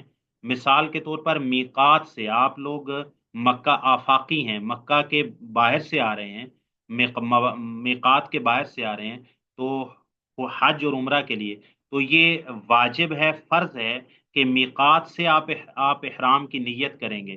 لیکن اگر کسی شخص نے میقات سے احرام کی نیت نہ کی، اس نے بھی ایک واجب ترک کیا ہے، وہ بھی مناسک میں سے ایک منسک ہے، تو اس کا کیا حکم ہے؟ اس کا حکم یہ ہے کہ بھائی کیونکہ اس نے میقات سے نیت نہیں کی تھی، اب وہ بعد میں آ کے کہیں مکہ کے قریب آ کے یا ہوٹل میں آ کے اس نے احرام باندھا یا تنعیم پہ احرام باندھا، تو وہ تو میقات نہیں ہے، تو اب اس کا کیا مطلب؟ حج نہیں ہوگا یا عمرہ نہیں؟ ہاں، حج اور عمرہ ہو جائے گا، لیکن یہ منسک اور یہ فریضہ یا واجب ترک ہونے پر وہ شخص دم دے کے اس کا کفارہ، اس کا فدیہ دے سکتا ہے۔ اسی طرح کسی شخص بال منڈوانا حالت احرام میں منع ہے، حرام ہے، عام حالات میں پابندی ہے، لیکن اگر کسی شخص کو کوئی بیماری ہو گئی، بال کاٹنے پڑ گئے، سرجری کرنی پڑ گئی، تو ٹھیک ہے، بال کاٹ دیے، ٹھیک ہے، 3 روزے رکھ لے، دم دے دے یا 3 روزے رکھ لے، قرآن کے اندر موجود ہے، ٹھیک ہے۔ اب یہ ایک طرح کا واجب ترک ہوا جو احرام کے اندر کے بال نہیں کاٹ سکتے اس حالت میں، لیکن بال کاٹنے پڑ گئے، ٹھیک ہے جی، اس کا بدل ہو سکتا ہے، اس کا کوئی جس کو کہتے ہیں نا اکوموڈیٹ کر سکتے ہیں اس کو۔ اسی طرح طواف وداع ہے، طواف وداع یعنی آپ نے جب بھی مکہ سے نکلنا ہے، حج یا عمرہ کے لیے آئے ہیں، تو واجب اور فرض ہے کہ آپ طواف وداع کریں گے، یہ بھی ایک منسک ہے۔ لیکن اگر کوئی شخص، کوئی عورت ہے اور اس کی نماز ترک ہو گئی ہے شرعی عذر کی وجہ سے، اور طواف وداع جو ہے وہ کرنے کا وقت ہے اور وہ آپ طواف نہیں کر سکتی، تو جس طرح سیدہ صفیہ کو رسول اللہ صلی اللہ علیہ وسلم نے کہا تھا، صحیح بخاری یا صحیح مسلم میں ہی ہے، تو وہ ٹھیک ہے، طواف وداع اس کو معاف ہو گیا۔ اسی طرح قربانی ہے، قربانی کرنا حج تمتع کرنے والے کے لیے اور حج قران، یہ ساری باتیں ذرا غور سے سنیے گا سب لوگ، ٹھیک ہے۔ تو حج تمتع کرنے والے کے لیے قربانی فرض ہے۔ اچھا، حج قران کرنے والے کے لیے تو لازم ہے کہ قربانی اس نے ساتھ ہی لانا ہے۔ حج تمتع کرنے والے پر اللہ تعالیٰ نے قرآن میں سورہ البقرہ میں ہی فرمایا، اس دن میں نے وہ آیت پڑھ کے سنائی تھی، قربانی اس کے پاس نہیں ہے، قربانی فرض ہے، اس کا بدل ہے 10 روزے رکھ لے، 3 روزے فی الحج، حج کے دنوں میں، اور 7 اذا رجعتم تلک عشرۃ کاملہ، اس کا بدل ہو سکتا ہے۔ اور اسی طرح طواف افاضہ کرنا ہے کسی خاتون نے اور اس پر نماز منع ہو گئی ہے، تو ابھی اس کے دن ہیں اور اس کو کوئی مجبوری نہیں ہے اگلے 2 4 دن 5 دن تک نکلنے کی، ٹھیک ہے، وہ باقی مناسک کنکریاں وغیرہ مارتی رہے، طواف افاضہ کو وہ مؤخر کر سکتی ہے، وہ 2 دن بعد، 3 دن بعد، 4 دن بعد کر سکتی ہے، ٹھیک ہے۔ یعنی یہ میں مثالیں دے رہا ہوں، ہر رکن کی مثال دے سکتا ہوں کہ اگر یہ رہ گیا، مطلب سائی رہ گئی، پہلے طواف قدوم کے ساتھ نہ ہو سکی تو بعد میں طواف افاضہ کے ساتھ، یعنی عمرہ کرنے کے لیے ایک شخص آیا تو حج تمتع کرنا تھا، تو طواف اس نے پہلے طواف وغیرہ نہیں کر سکا، عمرہ اس کا رہ گیا جیسے سیدہ عائشہ کا رہ گیا تھا، تو وہ حج مکمل کرنے کے بعد جو ہے وہ طواف یعنی عمرہ کا طواف اور عمرہ کی سعی کر سکتے ہیں دوبارہ، یعنی اس کا کوئی نہ کوئی حل، کوئی بدل، کوئی کفایت کرنے والی چیز، اس کا کوئی نہ کوئی آلٹرنیٹ موجود ہے۔ عرفہ کا کوئی آلٹرنیٹ نہیں ہے، اس اعتبار سے اس کو حج کا رکن اعظم کہتے ہیں، اس کا آلٹرنیٹ نہیں ہے، نہ فدیہ ہے، نہ کفارہ ہے، نہ کوئی بدل ہے، نہ کوئی روزے ہیں، آپ کچھ نہیں، عرفہ ہے تو حج ہے، عرفہ نہیں ہے تو اس کا بدل کوئی اور چیز نہیں ہو سکتی۔ باقی چیزیں یہ نہیں کہ وہ معاف ہیں، طواف افاضہ رکن ہے، طواف افاضہ کے بغیر حج نہیں ہے، طواف افاضہ کرنا لازم ہے، لیکن اس میں کوئی تاخیر ہو جائے کسی وجہ سے، بندہ ہاسپٹلائز ہو گیا، کوئی میڈیکل ایمرجنسی ہوگی، 10 کو نہیں کر سکا، 11 کو کر لے، 12 کو کر لے، 13 کو کر لے، اگلے دنوں کے اندر کر لے۔ عورت کو کوئی مسئلہ پیش آ گیا، وہ اس کو مؤخر کر سکتی ہے، لیکن عرفہ تو مؤخر نہیں ہو سکتا، چاہے ہاسپٹلائز ہوا ہے، 9 کا دن نکل گیا، 10 کی صبح فجر بھی طلوع ہو گئی، اس کے بعد جا کے وہ 10 کے دن کے وقت یوم النحر کو کہتے ہیں اب عرفہ کروں، نہیں ہوگا بھائی، چاہے مجبوری بھی ہو، نہیں ہوگا۔ اب آپ کو سمجھ آئی کہ عرفہ کی اہمیت یا اس کو حج کا سب سے بڑا رکن کہنے کا باقی ارکان کی نسبت کیا مقصد ہے؟ سمجھ گئے آپ بات کو؟ جی جی ہاں شیخ، جزاک اللہ خیرہ۔ رہا یہ حج دیکھیں طواف دیکھیں افاظہ بولا شیخ، طواف میں نے ہاں میں نے اس دن بھی یہ مثال دی تھی، آج بھی یہی مثال دیتا ہوں۔ رسول اللہ صلی اللہ علیہ وسلم نے فرمایا لا صلاۃ لمن لم یقرأ بفاتحۃ الکتاب۔ اچھا، تو یہ تو کہیں نہیں آیا لا صلاۃ لمن لم یسجد سجدتین، لا صلاۃ لمن لا رکوع لہ، یہ تو کسی حدیث میں نہیں آیا ان الفاظ کے ساتھ، یہ اس مفہوم کے ساتھ۔ تو کیا جو شخص سجدہ چھوڑ دے تو اس کی نماز ہو جائے گی، یا رکوع چھوڑ دے تو اس کی نماز ہوگی؟ یہ لا صلاۃ کی نفی تو صرف سورہ فاتحہ کے بارے میں آئی ہے، تو اس کا مطلب ہے سورہ فاتحہ صرف پڑھ لے، باقی کوئی رکن ادا نہ کرے تو نماز ہو جائے گی؟ نہیں، یہ بات نہیں ہے۔ بات یہ ہے کہ سورہ فاتحہ کی اہمیت کو اجاگر کیا گیا ہے، باقی ارکان کی جو ارکان نماز ہیں ان کی اہمیت کو کم نہیں کیا گیا، یا ان کی اہمیت کو ختم نہیں کیا گیا، یہ بات سمجھنے کی ہوتی ہے۔ ٹھیک ہے، میں دیکھیں نا اس کو، سارے گھر اللہ کے ہیں، جو مساجد ہیں وہ اللہ کے گھر ہیں، اضافت تشریفی ہے، لیکن بیت اللہ صرف مسجد حرام کو کہتے ہیں، ورنہ مسجد نبوی بھی بیت اللہ ہے، مسجد اقصی بھی بیت اللہ ہے، ہم کی باقی جو مساجد ہیں مسلمانوں کے سارے بیت من بیوت اللہ حدیث میں لفظ آتے ہیں، لیکن بیت اللہ کی اہمیت کو اجاگر کرنے کے لیے اضافت تشریفی کے طور پر صرف جو ہے نا کعبۃ اللہ کو یا مسجد حرام کو بیت اللہ کہا گیا ہے۔ ٹھیک ہے، قرآن میں بھی سنت کے اندر بھی سارے نبی ہی اللہ کے خلیل ہیں، لیکن قرآن مجید کے اندر نبی کریم ابراہیم علیہ السلام کو کہا کہ اللہ نے ان کو خلیل بنایا۔ ٹھیک ہے، بہرحال اور بھی مثالیں ہو سکتی ہیں، لیکن مسئلہ الحمدللہ سمجھ آ گیا۔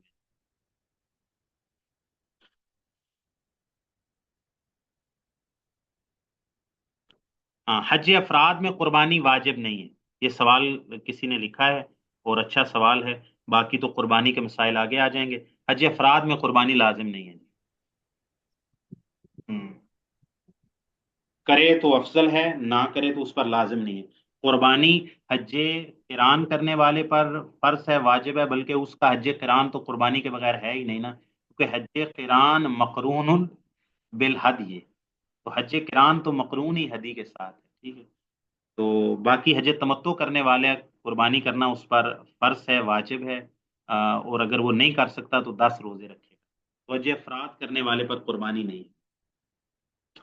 باقی رسول اللہ صلی اللہ علیہ وسلم پھر عرفہ سے وقوف کر کے واپس لوٹنا، اور پھر مزدلفہ سے کا وقوف کرنا اور وہاں سے واپس لوٹنا کب، وہ سارے احکام اگلی حدیث کے اندر آ جائیں گے۔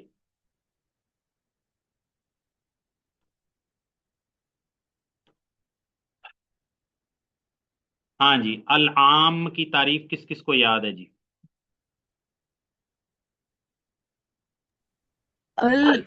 اللفظ المستغرق بكل افرادی لجميع افرادی بلا حصر۔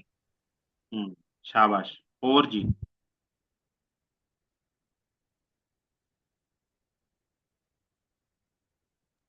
جی سر، اللفظ المستغرق لجميع افرادی بلا حصر۔ ماشاء اللہ جی، بارک اللہ فیک، اور کوئی جی؟ اللفظ المستغرق لجميع افراده بلا حصر۔ ماشاء اللہ جی، اور کوئی جی؟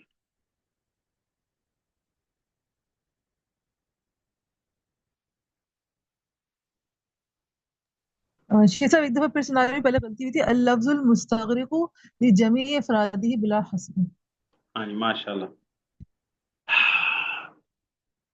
ایسا لفظ جو احاطہ کرے، احاطہ کرنے والا ہو، اپنے اندر شامل کرنے والا ہو، استغراق کرنے والا ہو، لجمیع افراد ہی، اپنے تمام افراد کا، جو اس لفظ کی ماہیت کے اندر، اس کی معنویت کے اندر، اس کی دلالت کے اندر، اس کے مدلول میں جتنے بھی افراد شامل ہیں، سب کے سب کا احاطہ کر لے، کوئی ایک فرد بھی ان میں سے باقی نہ رہے، ایسے لفظ کو العام کہتے ہیں، بلا حصر، بغیر کسی معین، بغیر کسی حد بندی کے۔ یہ ہم نے پڑھ لیا تھا۔ اس کے بعد سیغ العموم سبع، ان میں سے ہم نے 4 پڑھے تھے، سب سے پہلے تو وہ الفاظ جو اپنی وضع اور اپنے مادہ اور اپنے لفظ کے ساتھ ہی عموم کا، وہ وضعی عموم کے لیے کیے گئے ہیں، عموم کا معنی دینے کے لیے۔ کل ان کا لفظ ہے، جمیع ان کا لفظ ہے، کافت ان کا لفظ ہے، قاطبت ان کا لفظ ہے، عامت ان کا لفظ ہے، ٹھیک ہے۔ یہ اس کے معنی کے اور بھی الفاظ کلام عرب میں ہو سکتے ہیں۔ تو یہ لفظ موضوع ہیں للعموم، یہ عموم کا معنی دینے کے لیے ہی وضع کیے گئے، ان کا معنی ہی یہ ہے، اور ان کی مادے کے ساتھ اس پر دلالت کرتے ہیں۔ باقی کچھ چیزیں ہیں جو اپنے اسلوب اور کلام میں وارد ہونے سے کچھ الفاظ جو ہے وہ عموم کا معنی دیتے ہیں۔ تو ان میں سے ایک اسماء الشرط ہیں، یعنی اسماء شرط، وہ اسماء جو شرط کا معنی دیتے ہیں، دو فعل مضارع کو جزم دیتے ہیں، تو وہ عموم کا فائدہ دیتے ہیں۔ اسماء استفہام، اسماء موصولہ، اسم موصول جو ہوتا ہے اس کے اندر بھی عموم کا معنی ہوتا ہے۔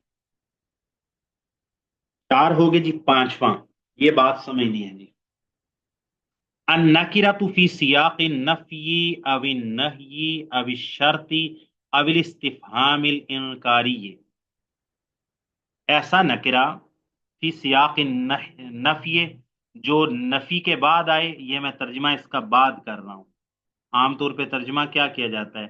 جو سیاق نفی میں آ جائے، سیاق اس کو کہتے ہیں نفی کے بعد آئے، نفی کے بعد آئے۔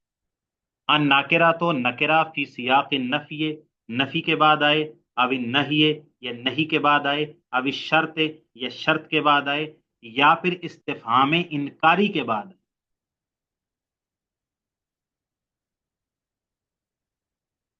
ایسا نکرہ جو نفی، نہیں، شرط اور استفہام انکاری کے سیاق میں آئے، یعنی ان کے بعد آئے، یعنی اس نکرہ سے پہلے نفی موجود ہو، اس نکرہ سے پہلے نہیں کا صیغہ موجود ہو، اس نکرہ سے پہلے کوئی شرط آ جائے، اس نکرہ سے پہلے کوئی استفہام انکاری آ جائے۔ 4 چیزیں ہو گئی، نفی، نہیں، شرط، استفہام انکاری۔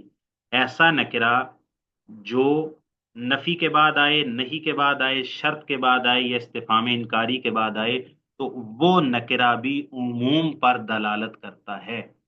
سب کی مثالیں دیں گے جی، سیاق نفی میں آنے کی مثال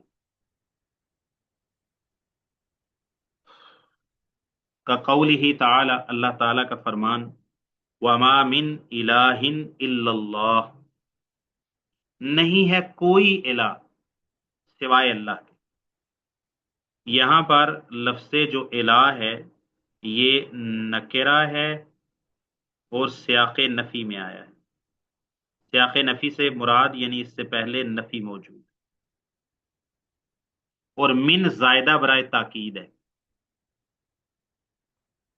ما من الہ، کوئی الہ نہیں، عموم ہو گیا، کوئی الہ ہے ہی نہیں، الا اللہ، سوائے اللہ، اللہ کے سوا کوئی الہ نہیں ہے، معبود برحق اللہ کے سوا کوئی نہیں ہے۔ اچھا جی، وَاعْبُدُوا اللَّهَ وَلَا تُشْرِكُوا بِهِ شَيْئًا، یہ نہیں کی مثال ہو گئی، نہیں کی مثال۔ وَلَا تُشْرِكُوا، یہ صیغہ نہیں کا ہو گیا، شیئن یہ نکرہ ہے، اور یہ نکرہ سیاق نہی میں آ گیا۔ وَلَا تُشْرِكُوا بِهِ شَيْئًا، ترجمہ اس کا کیا کرتے ہیں؟ نہ تم شریک ٹھہراؤ اس اللہ کے ساتھ شیئن کسی بھی چیز، شیئن کسی بھی چیز، عموم ہے، کسی بھی چیز کو شریک اللہ کے ساتھ ٹھہرانا جائز، چاہے وہ کائن من کان، کچھ کوئی بھی چیز، نبی ہو، ولی ہو، فرشتہ ہو، کسی کو بھی اللہ کے ساتھ شریک ٹھہرانا جائز۔ تو یہ نکرہ ہے شیئن، اور یہ سیاق نہیں میں آ گیا۔ اچھا جی، شرط کے سیاق میں آ جائے نکرہ، شرط کے بعد واقع ہو، ان تبدوا شیئا او تخفوه فإن اللہ کان بکل شیء علیما، اگر تم ظاہر کرو شیئن کسی بھی چیز کو، یا تم اس کو چھپا لو، اللہ تعالی ہر چیز کو پوری طرح جاننے والا ہے۔ ان تبدو شرط ہے، شیئن نکرہ ہے، تو یہ شرط ہو گیا جی، اور شیئن نکرہ فی سیاق الشرط، یہ عموم کا فائدہ دیتا ہے۔ حمزہ نہیں یعنی استفہام انکاری کی مثال، من الہ غیر اللہ یأتیکم بدیاء، کون الہ ہے اللہ کے سوا جو تمہارے پاس روشنی لے آئے؟ من الہ، کون الہ ہے اللہ کے سوا؟ کوئی بھی نہیں۔ استفہام انکاری کا مطلب کیا ہوتا ہے؟ استفہام انکاری کا مطلب یہ ہوتا ہے کہ ایسا استفہام جس کا جواب نفی میں آئے، انکار میں آئے۔ من الہ، کون الہ ہے؟ غیر اللہ، اللہ کے سوا۔ اللہ کے سوا کون الہ ہے؟ جواب کیا آئے گا؟ کوئی بھی نہیں، لیس احد۔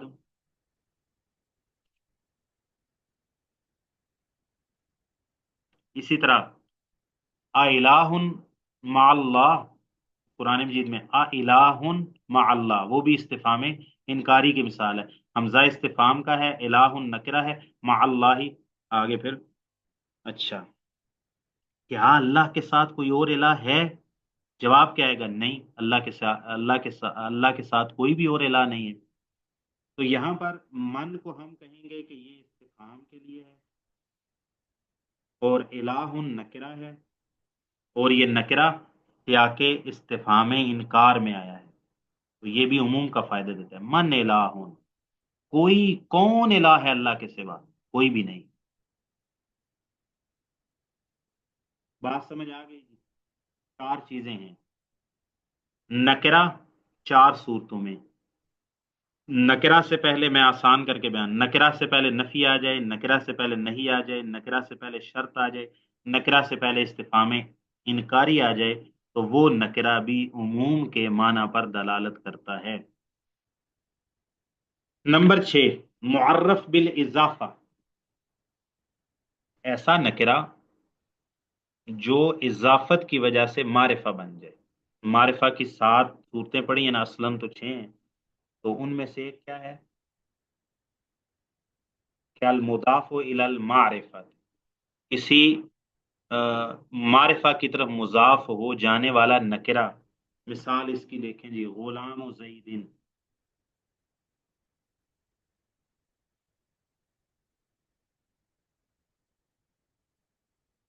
اچھا جی، غلام و زیدن، یہ غلام نکرہ تھا، یہ نکرہ معرف بالاضافہ سمجھانا مقصد ہے۔ یہ نکرہ تھا، جب یہ معرفہ کی طرف مضاف ہو گیا تو اب یہ غلام بھی معرفہ ہو گیا۔ اس کو کہیں گے المعرف بالاضافہ۔ کہتے ہیں المعرف بالاضافہ مفردن کان ام مجموعا، معرف بالاضافہ اضافت کی وجہ سے معرفہ بنایا جانے والا مفردن، چاہے وہ معرفہ یعنی مضاف ہونے والا مفرد ہو، ام کانا ام مجموعاً، چاہے وہ مفرد ہو چاہے وہ جمع ہو، جو بھی معرف بالاضافہ ہوگا، اضافت کی وجہ سے معرفہ بننے والا ہے، وہ بھی عموم کا معنی دیتا ہے۔ فقولہ تعالی واذکروا نعمت اللہ علیکم، تم یاد کرو اپنے اوپر اللہ کی نعمت کو۔ تو نعمت یہ نکرہ ہے، اور لفظ اللہ، لفظ جلالہ کی طرف مضاف ہو کے معرفہ بن گیا ہے۔ نعمت اللہ یہ معرف بالاضافہ ہے، اور یہ واحد ہے، تو یہ عموم کا فائدہ ہے۔ اللہ تعالیٰ کی نعمتوں کو یاد کرو، اس کا ترجمہ ہم کہتے ہیں اللہ کی تمام نعمتوں کو یاد کرو تو تم پر۔ تو یہ نعمت کا لفظ اضافت کی وجہ سے معرفہ ہو گیا، اس میں عموم پیدا ہو گیا۔ وَاذْكُرُوا آلاء اللہ، تم یاد کرو اللہ کی نعمتوں کو۔ یہ جو آلاء ہے، فَبِأَيِّ آلَاءِ رَبِّكُمَا تُكَذِّبَانِ، یہ جمع ہے، یہ جمع ہے، اور یہ لفظ اللہ کی طرف مضاف ہو کے معرفہ ہو گیا ہے، تو یہ بھی عموم کا، اللہ کی تمام نعمتوں کو یاد کرو۔ بس یہیں تک کافی ہے، یہ 7واں بھی پڑھ لیں جی۔ المعرف بعل الاستغراقیت مفردن کان ام مجموعا، کہتے ہیں ایسا اسم جو ال استغراقیہ کی وجہ سے معرفہ بن جائے، جس کو ہم معرف بال کہتے ہیں، لیکن ہر ال نہیں، وہ ال جو استغراق کا معنی دیتا ہو.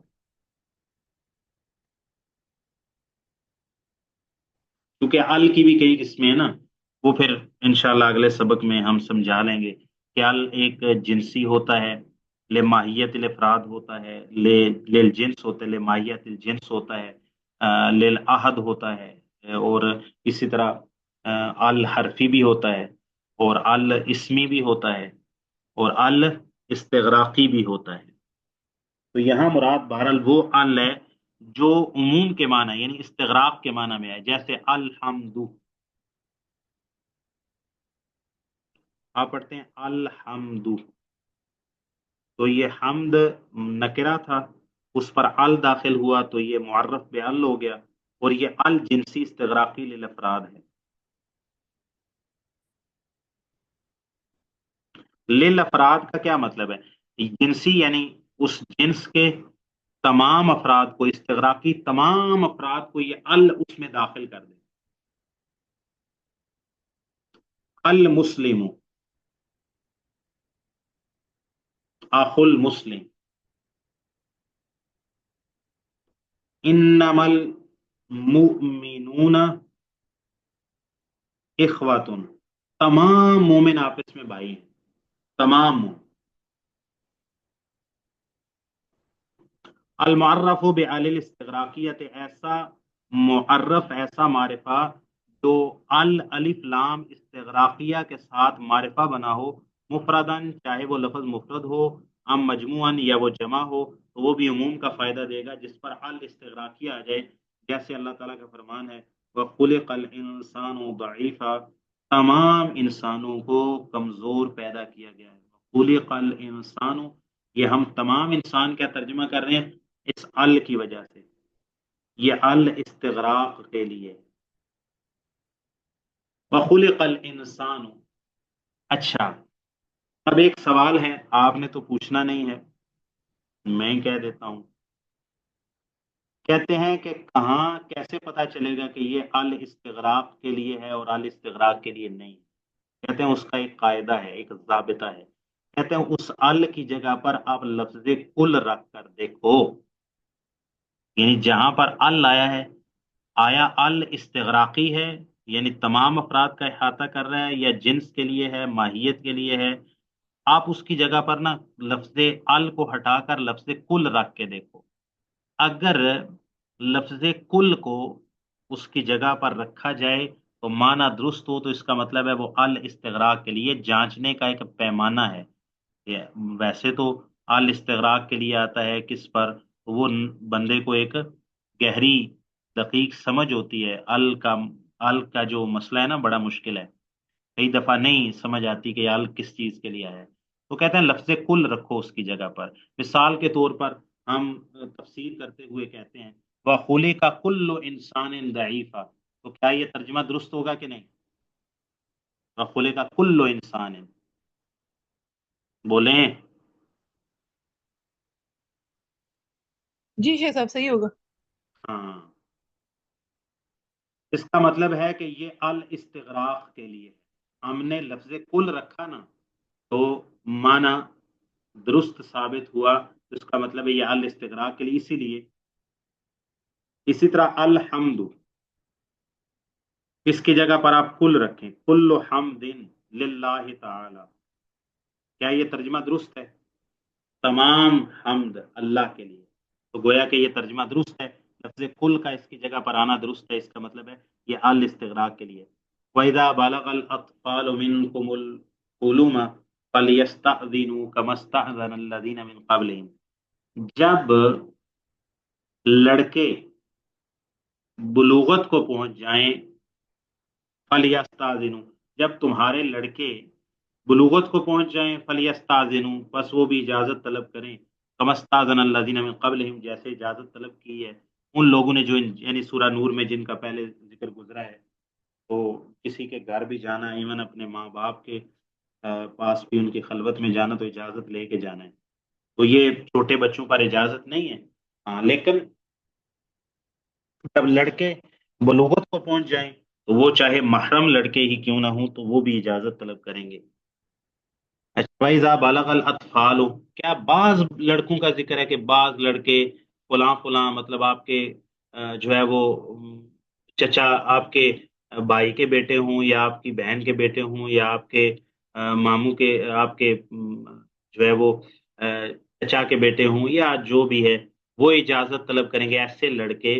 या वो अजनबी लड़के हों आपके। कौन से लड़के मुराद हैं भाई? कुल्लु अतफाल, सारे ही लड़के, चाहे वो आपके बेटे हों, चाहे आपके पोते हों, चाहे भांजे हों, चाहे भतीजे हों, चाहे महरम हों, चाहे गैर महरम हों, कोई भी हो, अजनबी हों या अपने हों, सब के सब लड़कों के लिए यही हुक्म है। तो ये लफ्ज कुल यहां पर रखें तो तमाम लड़के चाहे वो किसी भी नाहिया से ताल्लुक रखते हो, तमाम लड़कों के लिए ये हुक्म है कि जब वो बलूगत को पहुंच जाएंगे तो वो भी किसी के घर जाने के लिए इजाजत तलब करेंगे, चाहे वो उनका अपना घर ही क्यों ना। अपने घर से मुराद ये है कि जहां पर उनके माँ बाप रहते हैं।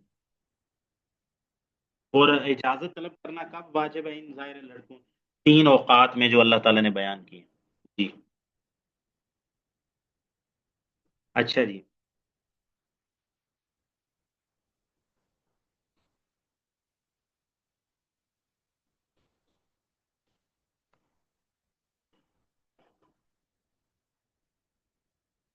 एक मिसाल आप समझे, अर्रजुलु खैरुन मिनल मरआती। अच्छा जी, ये अल आदमी औरत से बेहतर है। ये जो अल है, ये अल जिनसी इस्तिगराकी लिल अफराद हो सकता है? लफ्ज कुल रख के तर्जुमा करें।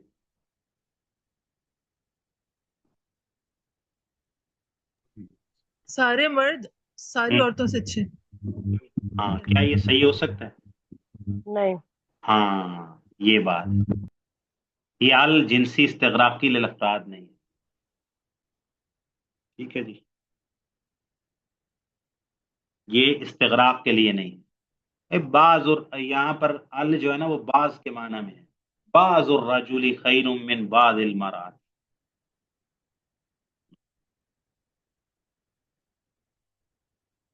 यानी जिनसे रजूलियत को, जिनसे जो है वो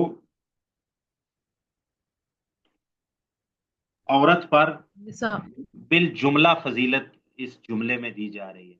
बाकी ये नहीं है कि हर मर्द हर औरत से बेहतर होगा। बहुत सारी औरतें ऐसी हैं जो बहुत सारे मर्दों से अफजल हैं। सैयदा मरियम, सैयदा खदीजा, सैयदा आसिया, उम्महातुल मोमिनीन, बनाते रसूल, सहाबियात, बहुत सारी नेक मोमन औरतें अब भी दुनिया में बहुत सारे मर्दों से अफजल हैं। ठीक है जी। हम्म। तो इसका मतलब है कि अगर हम यहाँ पर रखते हैं अल को जिनसी इस्तगराकी, यानी लफ्ज़ कुल्लु राजुलिन खैरुम मिनल मराती, तो ये तर्जमा दुरुस्त नहीं होगा। तो लोग गोया कि ये अल इस्तगराक के लिए नहीं। बस जी, काफी है आज के लिए। ये कौन सा अलफ है इसका? ये कौन सा अलफ है? ये नीचे शेख ने बयान किया है, इसको ना अल कहते हैं, लिब अल मुअर्रफ अल अल्लती ले बयान अल जिन्स, जो बयान जिन्स के लिए आता है। अल ले बयान अल जिन्स, उस साल को कहते हैं लिल इस्तगराक, इस साल को कहते हैं ले बयान अल जिन्स, यानी जिनसे रजुल, जिनसे औरत से उमूमी एतबार से आम हालात में, जनरल टर्म में उनसे बेहतर है, यानी वो जो अल्लाह ताला ने खुशियात अता की। लेकिन ये नहीं है कि हर मर्द हर औरत से बेहतर होगा, ऐसी बात नहीं।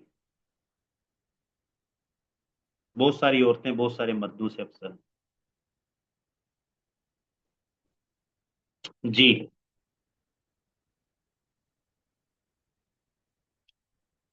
काफी है जी, आज के लिए इतना ही। जी सर। सुब्हानक अल्लाहुम्मा व बिहम्दिका अशहदु अल्ला इलाहा इल्ला अंता अस्तगफिरुक